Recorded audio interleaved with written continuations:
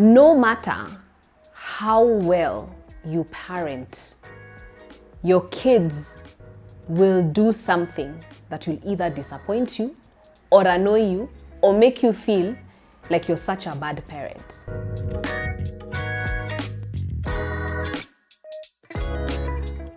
So parenting. Parenting is a very interesting topic and it can get very sensitive for some people. I've been a parent for 10 years and I think I try to imagine how it would be if I had a husband. I tend to imagine it would be easier, but I'm sure it's not. So, but what I want to do is I want to speak to people who are like me, especially parents who parent on their own for whatever reasons. Either you're widowed or you're separated or divorced, or you just never got to get married to the father of your child. And the reason being is it's been a subject that has been really weighing heavy on me because I'm a perfectionist. And being a perfectionist means that sometimes we really want to perform in all areas. So parenting has been one of those places where, in as much as I've really wanted to perform, sometimes I am like, I am barely, I'm barely doing it the way I would want to do it, right? There's that way that you have this in your mind, how you want to parent your kids. So for me, there's been a lot of pressure. Pressure to be judged, pressure that my child may, because her dad is not 100% in her life every single day, she'll miss out on something or she'll not, and then there's all these things that you hear out there when people talk about children who grew up in single parent homes versus children who grew up in where both parents were present, both parents who are sane, because sometimes if they're insane, it's the same thing, it's just worse. So because I've had so much pressure and I'm always like, how can I do better? And I remember there was that season where I was really, I have been in a very long financial drought for some years. And at a point that it was really tough. And there were things that I wanted to do for my daughter that I couldn't do that other people around me, my friends, relatives, I could see were doing for their kids. And it kind of made me feel a certain way. But then, I keep on saying, Mungu ni nani? For those who don't understand Kiswahili, you're like, who is God? Who is God? So I have been, like I said, I've said this before, I have been on this journey of just diving into the word and rebuilding my relationship with God and making it sound. So the other day, I happily came across a verse that released me from, because usually what I do with my daughter, so let me give you an example. Because, I'm Christian, so I want my daughter to grow up believing in the same God that I believe in, right? So there are things I will do. I will pray with her every day, at least every evening before bed. Every day during the day in the morning, I'll tell her, I'll ask her, have you prayed? Have you prayed? Go pray. If you haven't prayed, go pray. I'll do that.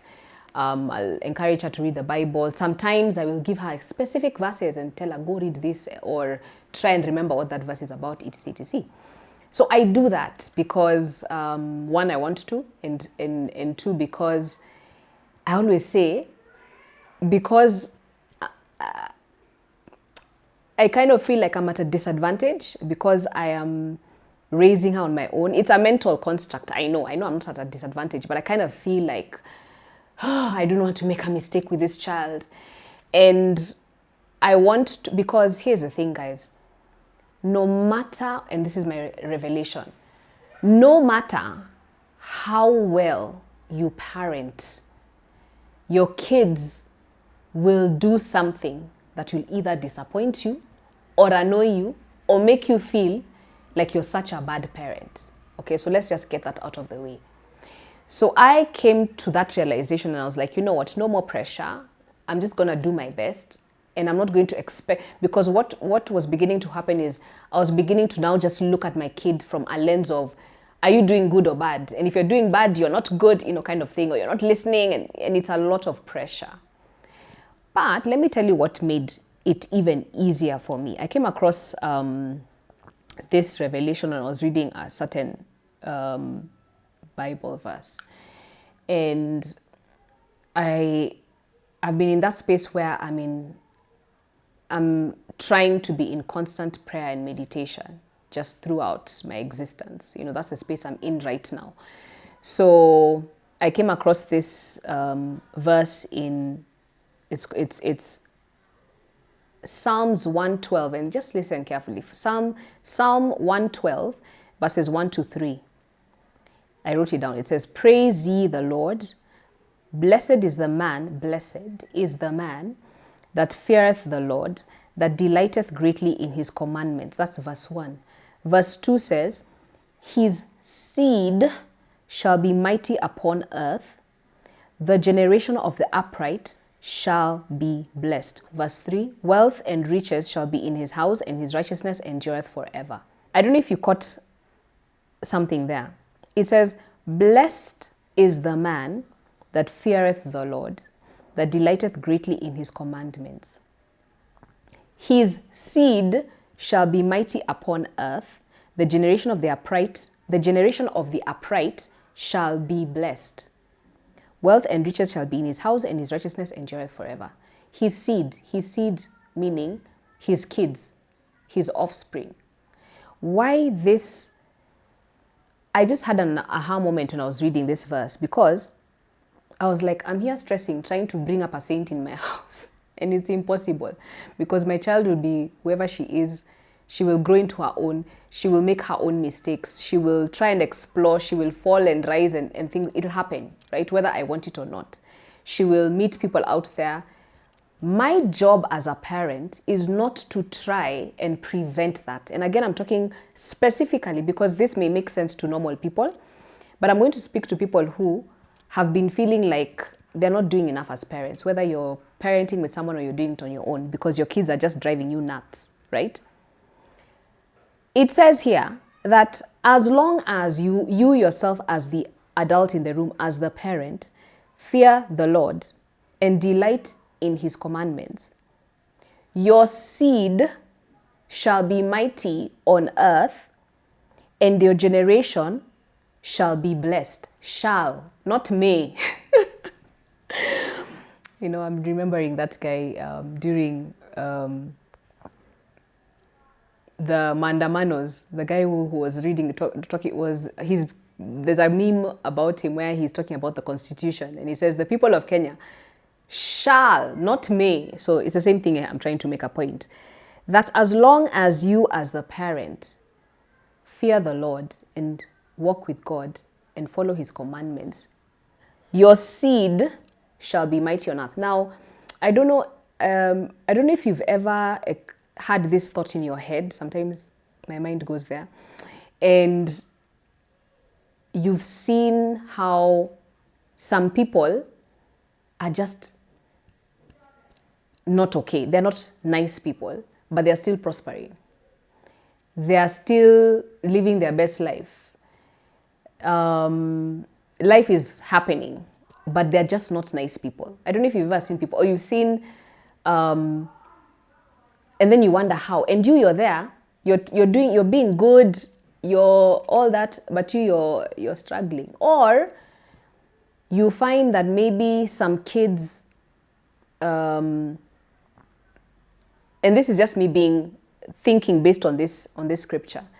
It made me realize that sometimes your kids are blessed because of you, not because of what they do. It doesn't matter what they do, but as long as you, who's raising them, serve God, follow his precepts, follow the law, his word, your kids are blessed automatically. And regardless, they could be out there just doing their own things, but they will be covered. Why? Because of you.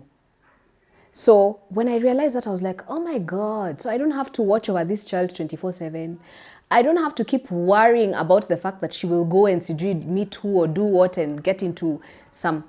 Yes, I should continue parenting consciously, but I should not get stressed, because as long as I cover myself in terms of my obedience, because I am mature, I am an adult, I know right from wrong. My child is still developing her sense of right and wrong. I can cover her. So that's the first verse, right? The second one that I read is in Proverbs 11:21. It says, though hand join in hand, the wicked shall not be unpunished, but the seed of the righteous will be delivered. Again, confirming that the seed of the righteous, as long as I'm righteous, my children and their children's children will be covered. I thought that was a very relieving thing for me as a parent. It just released the pressure of trying to be perfect. And so that's what this conversation is about, that if you want to raise kids who are perfect, it's not possible. You can cover them. You can put them in finishing school so they have nice manners and sit up straight with their back straight. You can do all those things. Take them to the best schools, expose them, spend money on, But the grace of God really comes when you as the parent live a righteous life.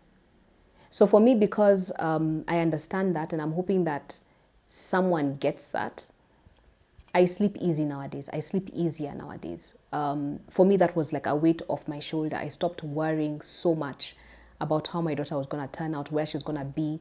And I hope it does the same for you. So I want to end by saying this, that there's this verse in the Bible. And I always say that we live in a world where there's a heavy spiritual realm, whether we know it or not. And a lot of the things that we see manifesting in the physical first manifested in the spiritual. And that's why it's important to be spiritually aligned. Now, there's a verse, I think it's in Ephesians 6:12, if I'm not wrong, we'll confirm, that says, for we fight not against flesh and blood, but against principalities, against powers, against rulers of the darkness of this world, and against spiritual wickedness in high places. That just confirms that the world we live in today cannot be fought in the physical realm, because we are not fighting flesh and blood. All of us are spiritual beings. There are spirits in everyone around us, and there are some people have. We all have multiple kind of every emotion you can think that is negative is likely a negative spirit. So we are always in constant battle with the spiritual realm and the spirits in other people. So if I focus so much on, and I wrap up here, on trying to fix the physical side of my parenting, my child, looking at how perfect she can be as a physical person, I'm just missing it, right? Because that's not where the battle is. So that's what I wanted to say, and just to encourage the parents out there who would love to do more for their kids, but they feel like they're not doing enough. First of all, you're doing more than enough. And if your child is still alive and healthy, you have done way more than anything. But I just want to encourage you that as long as you're good first, your kids should be covered. Yeah. So I hope this encourages someone, and that's all for now. Thank you. Bye.